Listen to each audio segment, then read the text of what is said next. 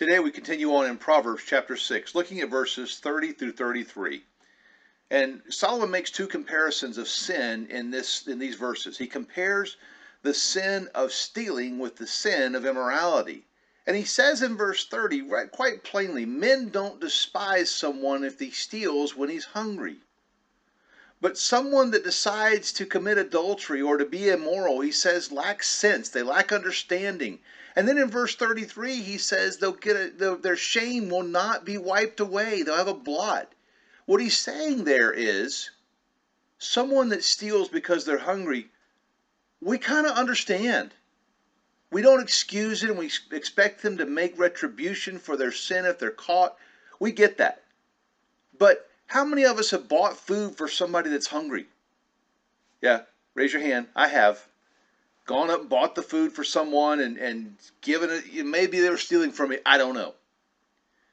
But we don't have an appetite for, we don't identify with those who are, say they're starving for immorality and they all of a sudden are committing immorality. We don't care what their marriage is like. We don't care that somebody just was so alluring that they couldn't resist. We don't care about any of that. We find that to be reprehensible, repulsive, and disgusting. And we can have forgiveness for someone that's been in the sin of immorality, but we always look at them through that lens of, oh yeah, that's so-and-so. Couldn't control himself. Now, remember, we're looking forward, not looking back. You might be sitting here saying, okay, that describes me. That describes me in the way I've lived my life.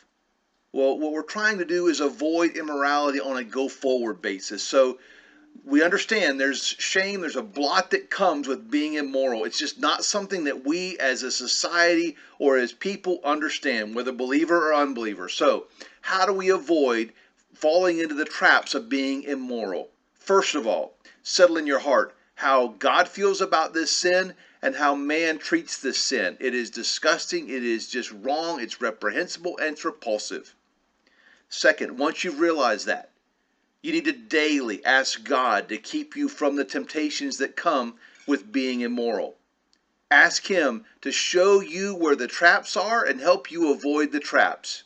And then finally, as you know these traps, as God points out these traps, don't go around the traps. It's like the chicken going around the wolf expecting not to get eaten. I'm just telling you, if you spend time around those that will prey on your life, they're going to trip you up and they're going to prey on your life.